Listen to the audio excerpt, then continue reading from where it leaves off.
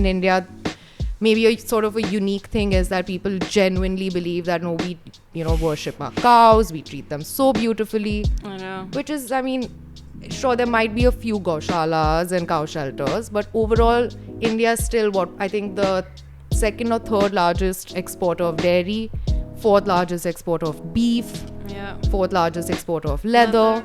So all of this is coming from those same cows that we claim to worship. Hi everyone, and welcome back to another episode on the Changemakers podcast. Today's episode features Malavika. She's a vegan advocate and content creator who uses her platform Mala Goes Green to promote veganism in India, and she highlights all the vegan options available locally to make veganism more accessible across the country. So in this episode, Mala shares about her personal journey to veganism and what prompted her to start her platform. Mala and I also discuss common vegan misconceptions in India, and she shares in detail about what consumers in India might not know about the dairy industry and the leather industry. Tune in to hear really valuable insights into advocating for veganism and to hear practical tips for transitioning to veganism in India and much, much more. I really enjoyed having Mala on the podcast. She's such a kind soul, and the vegan movement is so fortunate to have her as an advocate.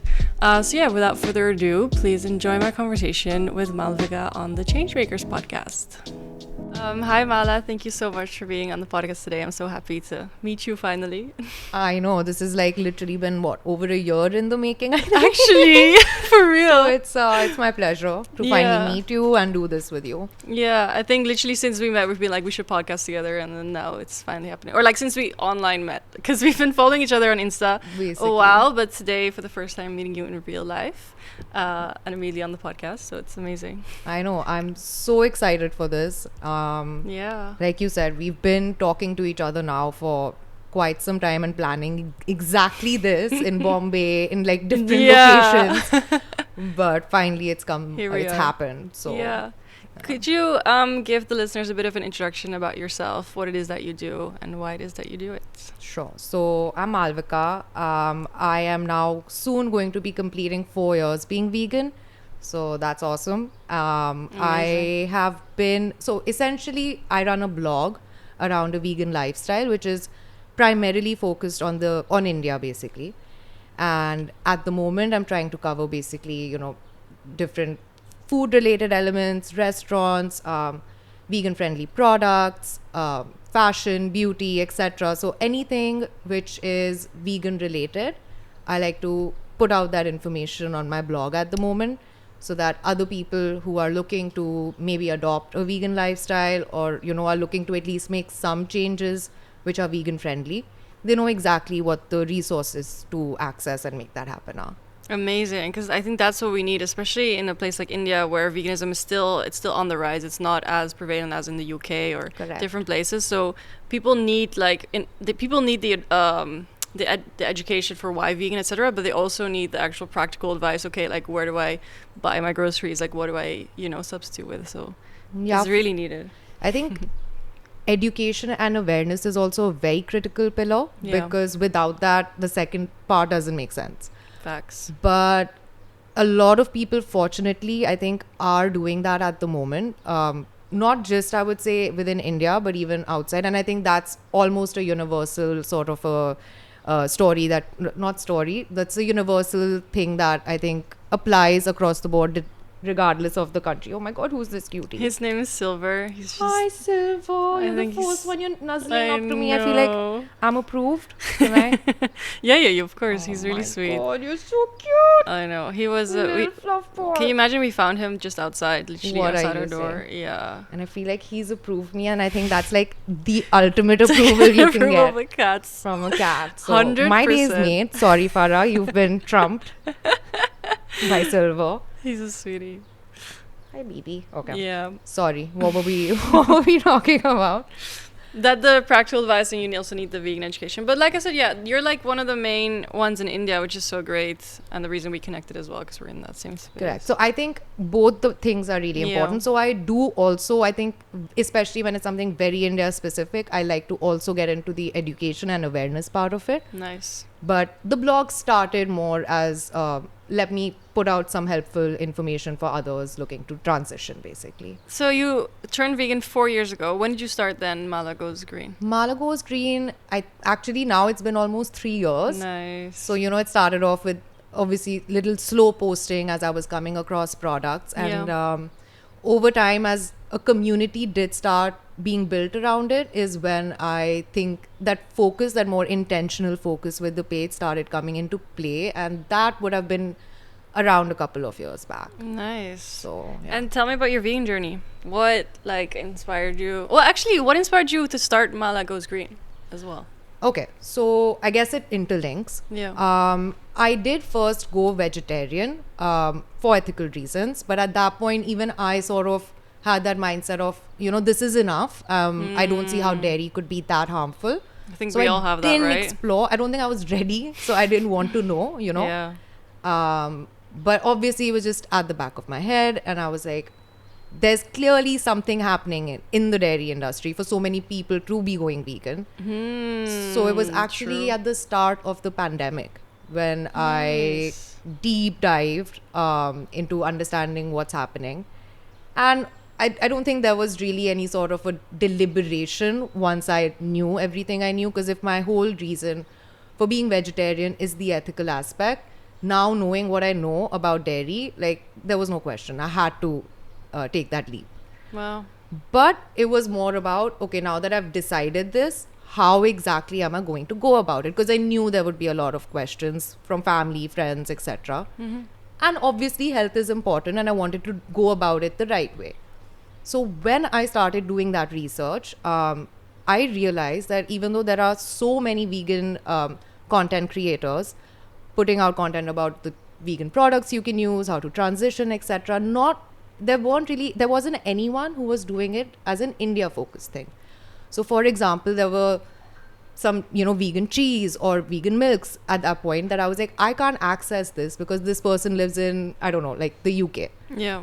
So when I would Google this though, I was like, no, these products are there in India. I can go and get these alternatives. Nice. So the page started because I was like, there must be other people like me out there who are curious or wanting to intentionally now go vegan. Yeah. And I figured that, this is something that could help someone else. So that started the page. And obviously since then, it's been taking on its own. It's been evolving, I would say. Yeah. But that would be at the core of what I'm trying to do. Amazing. It's funny that you said that there must be a reason people are turning vegan. There must be something wrong with the dairy industry. Because I think a lot of people, the media and non-vegans, we have this perception of vegans, and we don't really understand why people are vegan. I didn't get why to turn vegan either. My brother was vegan a year before I turned vegan, and I just didn't get it. I was like, why would you cut out products from that we can eat? I just didn't understand that. That's crazy though, by the way, because my sister made me go vegetarian first, but then way. I went vegan before her, and then I made her go vegan. Amazing. So we both kind of helped each other. But I love siblings, basically. Yeah, and I love that in families, some people tell me they have such a hard time because they're the only vegan in their family, but that they should know that they are setting, they're the inspiration, and eventually, they do inspire people in their fam for sure. 100%. Right? Completely agree with that. So then I didn't understand why he was vegan, and it took me actually cutting the animal products out for health reasons, so basically turning plant-based for health, to kind of look into the dairy industry and finally realize the truth of what happens to animals. But it's funny that line of there must be a reason why people are turning vegan, there must be something unethical about it. Exactly. Yeah. And I think if you open that door in your mind, you'll take however long you have to, but you will get there, and you will have to know what is happening, and you should know what's happening. Right. You should know that to make informed decisions, and that's also something that you do so much of when you're putting out so much educational and amazing content around exactly exposing the truth behind what's happening to these animals, which is just, obviously it's heartbreaking. Yeah. Do you know a bit about the India-specific industries, that you want to share, maybe about the people might not know? Sure. So I think, obviously, in terms of, it's a very standard practice when it comes to the dairy industry. I know in India, maybe a sort of a unique thing is that people genuinely believe that, no, we worship our cows. We treat them so beautifully. I know. Which is, I mean, sure, there might be a few gaushalas and cow shelters, but overall, India is still what I think the second or third largest exporter of dairy, fourth largest exporter of beef, Yeah. fourth largest exporter of leather. So all of this is coming from those same cows that we claim to worship. Right. The cycle in, if you put it in a straightforward manner, is, you take the female cow, you artificially impregnate her, or, other means where it's forced basically impregnation. And when she has her babies, which is when the milk starts being produced, because obviously all mammals only produce milk when Yep. they have given birth, the babies are immediately taken away because profits will fall if the baby is consuming that milk. If it's a female, she's put back into the same cycle as a mother. The male calves Yeah. are either sold immediately or slaughtered immediately for their leather, sometimes even the meat. Or, Yeah. again, you let them grow a little bit and do that. But I would say probably at most, these cows get to live up to 5 years, 5 to 6 on average, when their natural lifespan would be like 20 years Yeah. at least.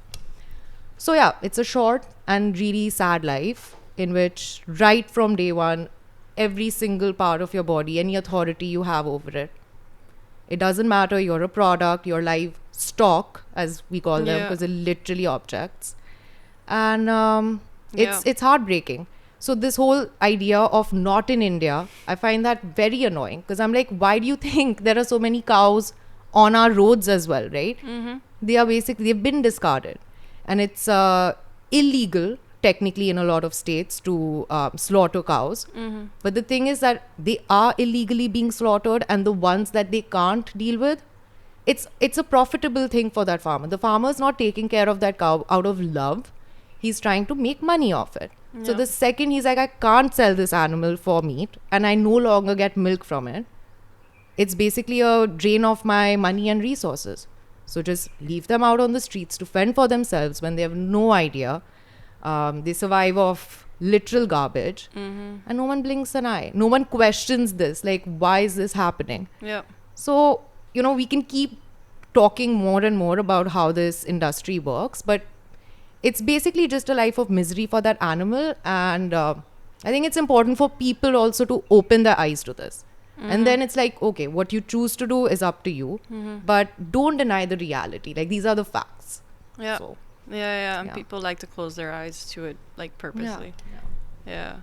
No, it's crazy because it's actually the process that you described is the exact same from Western to Indian. Like, that's literally the same thing. Whereas still people would want to argue. And I still get comments as well where people are like, I have a cow. Is it then unethical to milk her? And I was like, well, your cow will probably go to slaughter. So yes. And in general, like, you wouldn't ask me the same question about dogs. So in that way, it's not it shouldn't be that normal to milk cows, because imagine if we did the whole same scenario to dogs, it'd be outrageous where we get a dog pregnant and like, No, you know for what sure. I mean? Like, Yeah. I think recently I came across this post where it was like, if we were to humanely slaughter any of the dogs, then we would be going to jail. Right. Because that's how humane it is for the other animals. So powerful. Yeah. It's a very clear. I'm very kind about being understanding when it comes to someone who's not gotten vegan or doesn't understand it. But the one thing that I'm like very clear on is that you are pet lovers or you are specific animal lovers, because it sounds crazy to be like, I'm an animal lover, but I'm okay with them being murdered Yeah. to also eat them almost on a very regular basis. Like, I know. it's insanity. So I'm not saying that like people are like, no, I hate animals. I know Yeah. everyone believes that they do love them. Yeah. But I think there's too much cognitive dissonance. And I think it's a little important to point these things out, not to put someone down. Like, I don't think that's the goal that any of us have. But it's sort of to make them realize that, Yeah. that's not really true. And if what I'm telling you is bothering you, then maybe you need to think about it. And who knows, maybe they end up going vegan after a little while, I or know. a little bit more vegan friendly. So those I would count as wins. Because we're all against animal cruelty, but we don't actually relate the animals that we eat somehow to animal cruelty. It's funny what you said about being uncomfortable. I recently had a conversation with a non-vegan at a co-working spot. So he was sitting next opposite me, and he asked me what I do and stuff. So I was like, oh yeah, I make vegan content. He was like, oh, vegan, like you're vegan. I was like, yeah. And then he got really uncomfortable.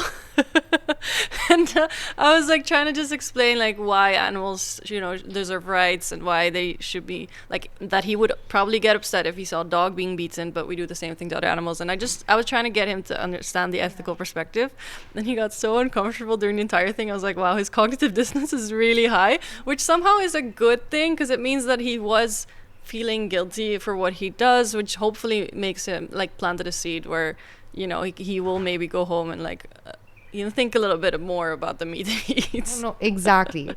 And you're right. I think him being uncomfortable was like, oh no, something's not lining up in what I genuinely believe, but like Farah's making sense. So this is just, come on. But it's just like, and you're right. Maybe in that moment you're like, I didn't want to do that. I didn't want to make him feel like that. But hopefully, like you said, maybe he'll take it back and it'll take whatever form it has to. And I mean, I think it's a very similar story for both you and me. And probably like majority of the people who end up going vegan later on in their lives. Because we're all conditioned in the same way by society. 100%. So we all grew up believing all those lies. And it always is that little trinket of information or documentary or clip, whatever it might be. Right. That sort of sets off that thought process of, wait a minute, something's not making sense here. Yeah. So I think it's important to feel, or rather sometimes make people feel a little uncomfortable if your intention is sort of to also make them realize the reality. No, it's so true. And it's so true because I used to eat everything as well. So in that sense, like I was conditioned by society to just believe like that chicken was just food and not an actual chicken. And like I'm so happy now with perhaps to have this perspective now and to hopefully inspire others to have that same perspective. No, you definitely are. Like I've seen your journey as well as you've seen mine over the last couple of years. And honestly, like I'm not saying this because I have to be nice or anything, but I'm really proud of you. I think you've been doing such a good job. Thank you. And you only are getting better and better, I think, with the messaging. It's a journey to realize how to advocate for veganism. And I often ask vegan advocates on my podcast as well, like what advice would they have for effective advocacy methods? Because it's so varied, right? Like can be different approaches on how to best advocate for veganism. Could you share any that you think? So that's a great question. But I think and I've thought about this. I don't think I can pick one method as the right method because again, when you've been vegan for a while, you realize that there are a lot of different kind of vegans also out there. And I think everyone has their own personality and they try to make that work to the advantage in terms of the messaging they're trying to get across. So for example, you might have someone who is, who's not that concerned about how that information might make someone feel. They're very straightforward with it. And I respect that. I think, you do you.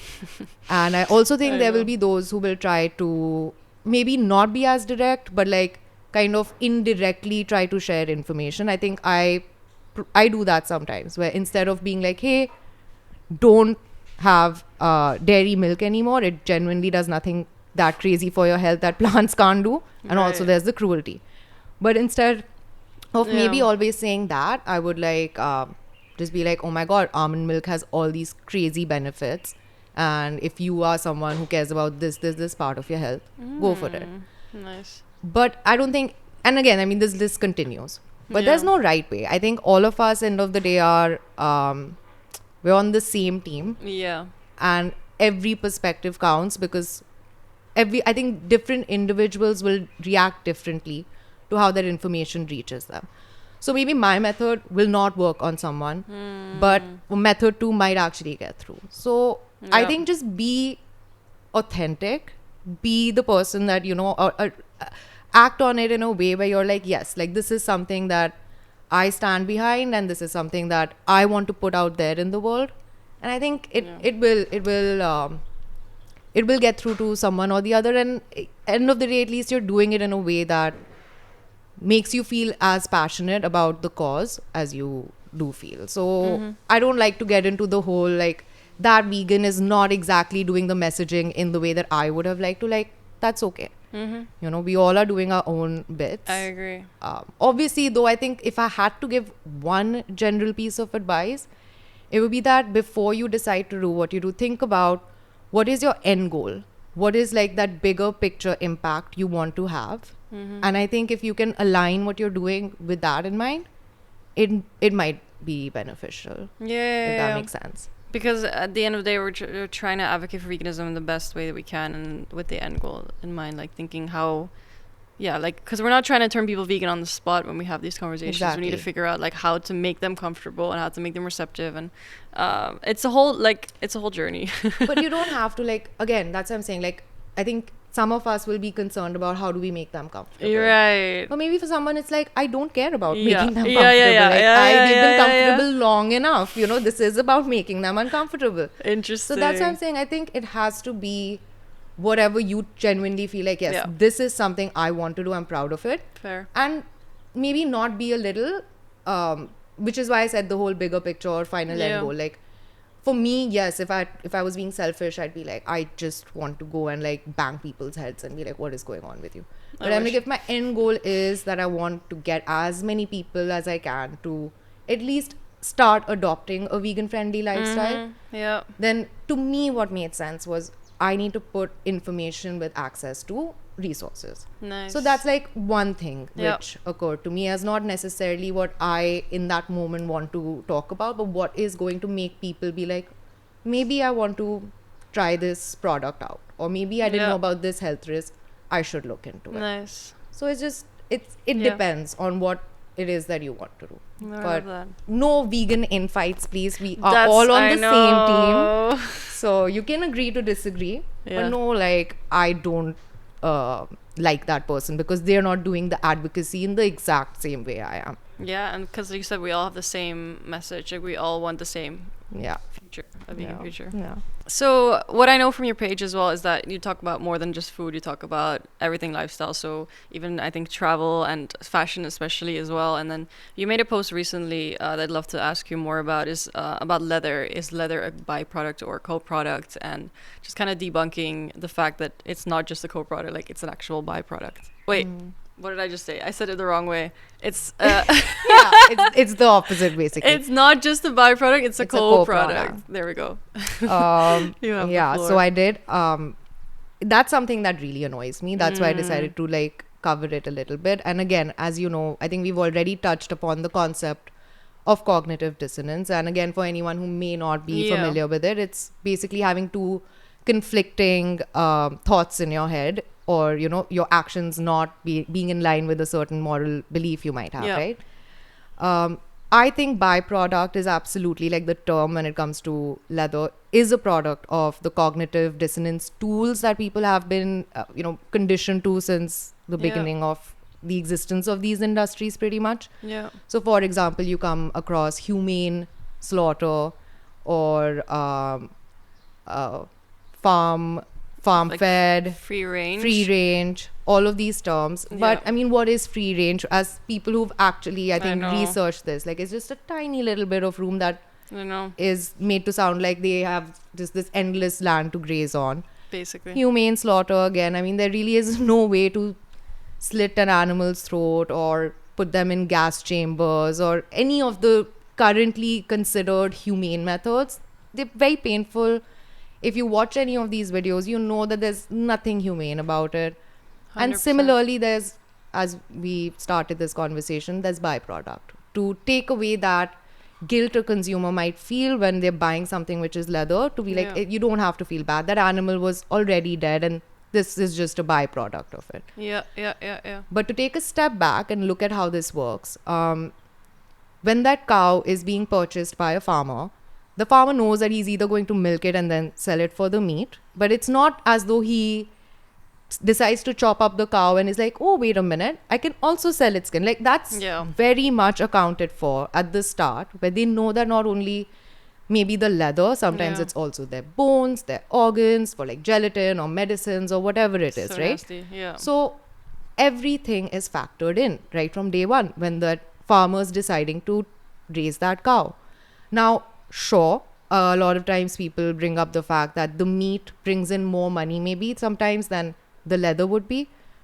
But the leather is bringing in money, which is being factored in to the profits. And again, I think till 2020, the leather industry was valued at 400 billion. So there's a lot of money, especially if you're buying premium leather, which sadly, again, sometimes comes from like baby calves. I mean, I know. calves and things Yeah. like that. So to pretend that, look, that animal was going to die anyway, so I guess I can buy this skin or for this bag or whatever it might be, it's absolute nonsense, because everything from a supply chain perspective is factored in. So how can it just be a byproduct when, obviously very intentionally the money has already been factored in by the farmer who Yeah. decided to purchase it? So- So I think it's important to be like, if you, for example, stop buying those leather items, what is already happening actually? Because, vegan leather and alternatives have started coming into the picture. There was an article recently about, I believe, a company in somewhere in the States, which posted losses because they were anticipating them due to the fact that now these alternatives are coming out there. Amazing. So difference is happening, and you absolutely can make that difference Yeah. by just refusing to buy that leather. Because if it's not bringing in money, Yeah.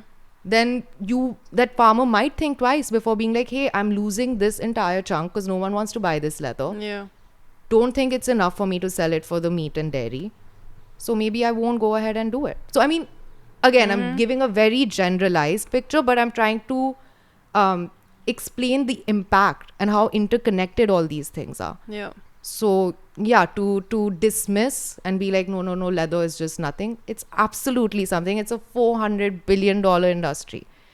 And yeah, So important. so it's important to know that you can choose better and you don't need to pretend like that's all Yeah. hunky-dory, basically. I think it's just so sad that leather is still so much there in our society, and like even if you go to Nike or the shoes are all leather, and even I think kangaroo leather is what they use, or Adidas. But Yeah. I remember this other activist, Jamie Logan. She did like a disruption at a fashion show, and she held this sign that said "Leather kills," and all the comments were from like non-vegans who didn't really agree with that leather kills, because of, like you said, this idea of the byproduct thing. And it's very important that we get it in our head that like even just the concept of wearing another, like an animal's skin, like it's so weird that we do this. Like just imagine it the other way around, we'd be wearing like baby human skin or something, because that's the thing, right? So they use baby animals for like the really luxury leather because it's the softest leather. Same thing with us, like babies have the softest skin, and it's just so nasty, and it's so sad. And Again, if you point out that we no longer live in the Stone Age, where maybe okay, you needed this to survive, right, it's just capitalism now. Like there's Yeah. no need for you to get that. And yeah, yes, there's the subset of not all vegan leather maybe as Sustainable or sustainable, something. and of course I think that's also important Yeah. and needs to be considered. yeah, But I think even before that, I think maybe if we can at least stop harming animals Yeah.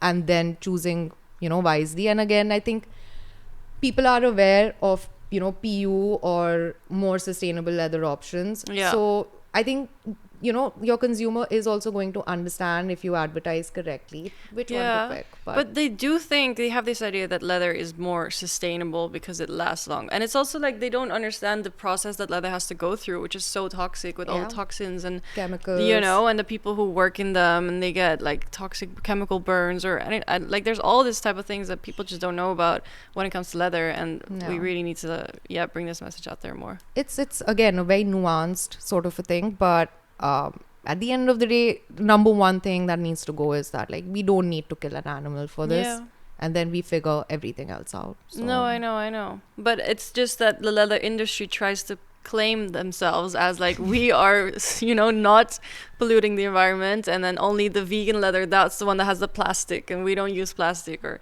you know, like all this type of. It's the same. It's the same stuff as Yeah. why do you call plant-based milks milk? Like, They're just is trying that to, really the battle that matters right now? Like, is that what we're going to focus on? Isn't that crazy? All this wild. lobbying of the meat industry and the dairy industry to do all these things, and we It's can't wild. call something meat.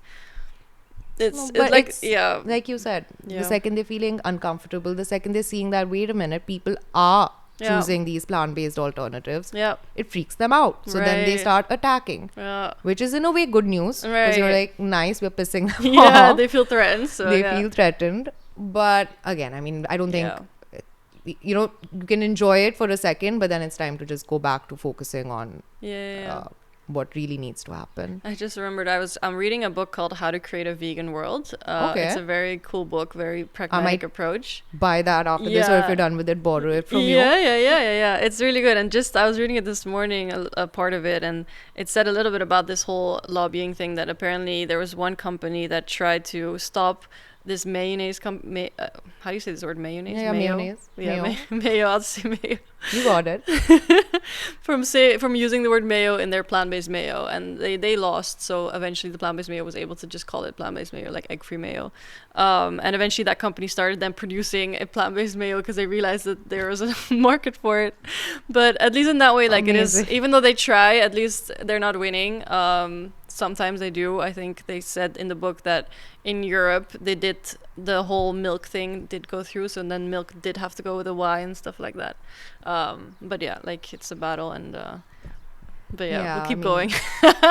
I don't think it's going to stop anytime soon Yeah. either. But I think, again, best thing we can do is keep buying the, you know, vegan alternatives, keep Yeah. signaling to these companies that there are consumers who want this product, Yeah. and hopefully get them to produce more of those rather than, you know, the Yeah. non-vegan alternatives.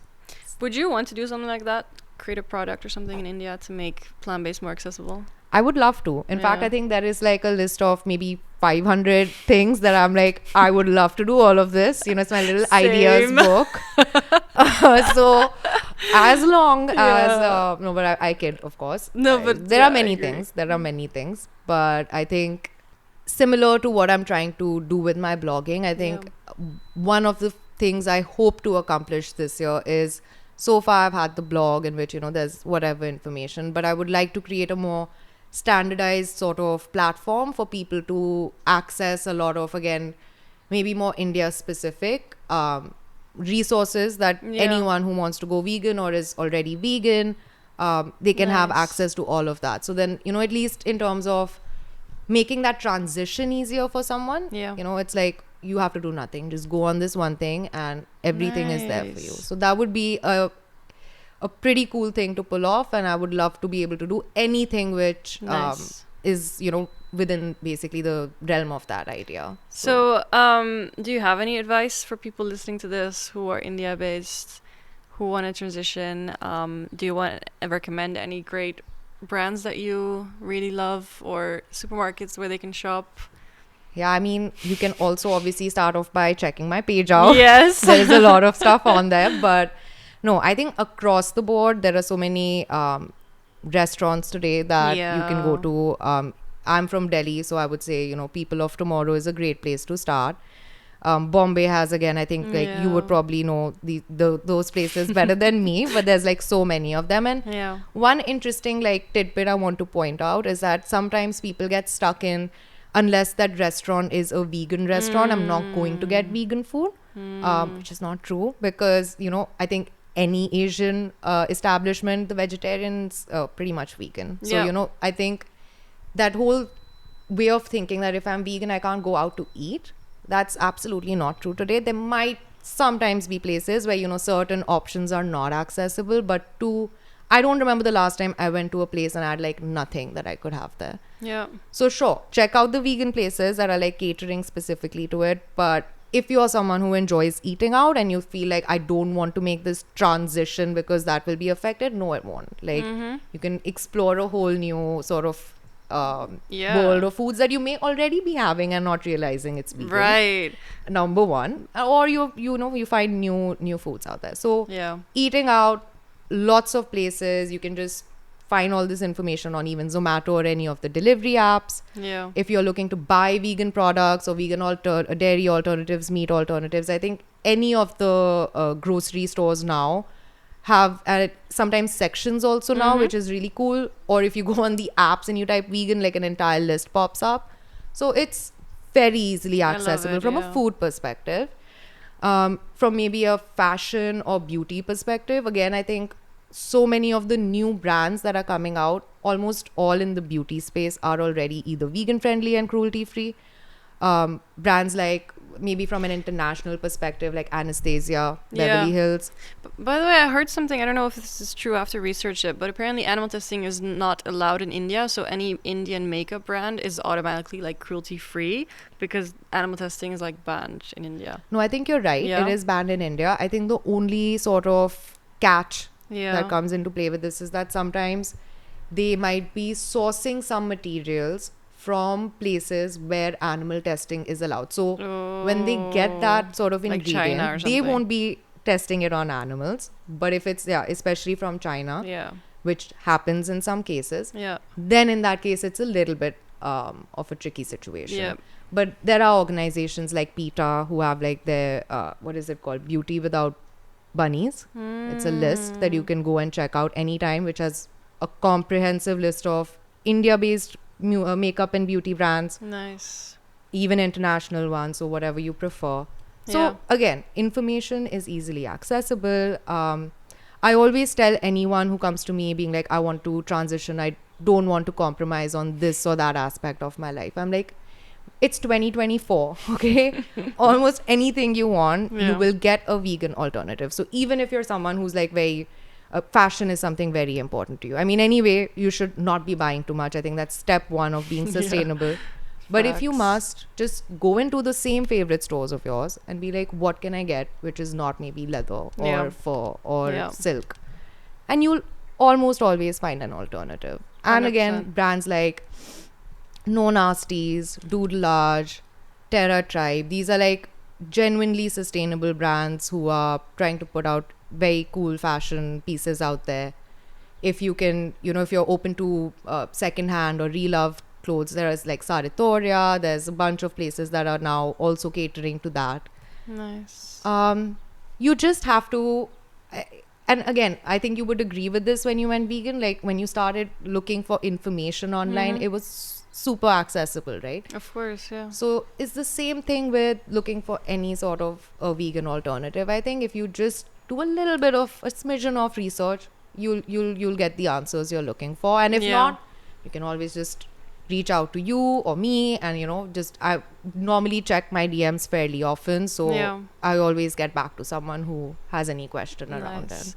I think in general, India, because there's a lot of vegetarian food, like if you look at South Indian food, it's pretty much all vegan, like it's all made with coconut instead of dairy. So in that sense, like there is a lot of vegan options available. It's just that sometimes because the dairy is so heavy, and like a lot of things, like they make things with ghee and stuff, you just have to look out for that part. South Indian's amazing. So amazing. It's so vegan friendly. I love it anyway. I always loved it, so that was amazing. Yeah. I was so upset because my favorite Indian restaurant, because you're right, sometimes the Indian places, if they have pre-made things, it normally has ghee or butter in it. Yeah. And there's Bukhara in Delhi, which is probably one of the most iconic Indian restaurants.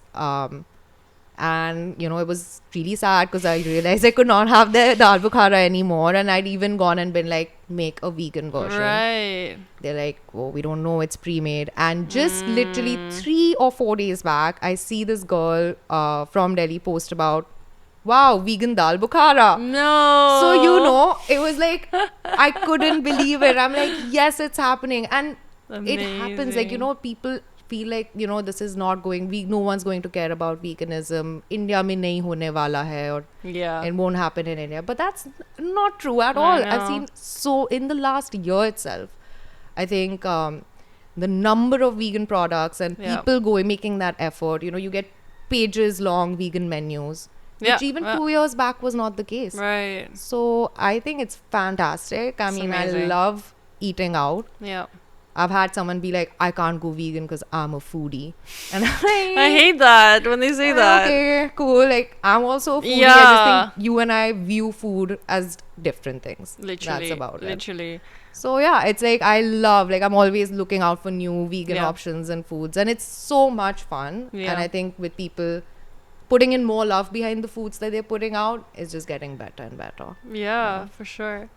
Amazing. What's next for you? What are you currently working on, and what are you excited for in the future? So I mean, obviously the page continues. Yeah. I'm trying to, push out as much helpful and also creative content on it as I can. So that continues. And like I said earlier, I would love to, by the end of this year, have some sort of a standardized portal or platform Right. with access to information for anyone looking. Amazing. Will that be a website or an Instagram or like will be? Ideally a website or an app, but like it's still I don't like tooting my horn before it's time. So that's the dream, that's the vision. Cool. But I think closer to the time is when I would be able to tell you definitively what is That's happening. really nice though, and it's really helpful and people really need that, so thank you. No. Is there one final message that you'd like to leave the listeners with today? Final message. I think that if you are someone who genuinely believes that you want to live a compassionate lifestyle and you're someone who cares about your health, I would just ask you to not be closed off to learning a little bit more about a vegan lifestyle and how it works, because that's the two almost, I would say, pillars of it. Yeah. And so if that's, like I'm saying, if you want to be someone who identifies with those two philosophies, just be open to knowing more about how vegan lifestyle work. You might be surprised. You might learn something you didn't even realize was, possible. And, let it take on whatever journey it has to. Maybe it's baby steps at the start, but fine. I think you start off anything with baby steps. Yes. So just my request is don't be closed off to it. Don't be like, this is not something I want to know anything about, because you're just closing yourself up to learning how to live a more compassionate lifestyle, and also probably like be kinder to your body and your health. So true. It's just that straightforward. Listen, you might just learn something which may put you on a path you hadn't even thought before. 100%. Yeah. Beautiful. I feel like in general veganism has opened up so much, like in that way where I've learned so many things that I didn't know about before, and become more compassionate just in my whole life, Yeah, it's amazing, honestly. Yeah. Like you literally unlock all these things for a while after going vegan, and you're like, you almost feel more clarity, I think. And 100%. it's cool. It's pretty fun and it's cool. Yeah. Where can people find you? Where can they connect with you? My Mala Goes Green. page, of course, Mala Goes Green on Instagram. I also have my email mentioned on there, so you can email me or you can DM me. Any way works. Very well. Thank you so much, Mala. It's so nice to have you on the podcast. And This was amazing. Thank you so much for having me. And hopefully we'll be doing a lot more after this now in maybe some other city next time. Exactly. Sounds good. Cool. Thank you, and thank you to everyone for tuning in, and we'll see you in the next one. Bye. Thank you so much for tuning in to the Changemakers podcast. My name is Farahamberh, and I hope that you enjoyed the episode. If you did, it would really mean the world to me if you could rate the podcast, and also remember to follow the podcast to stay updated on new episodes. Thank you so much for tuning in today, and I will see you in the next one. Bye.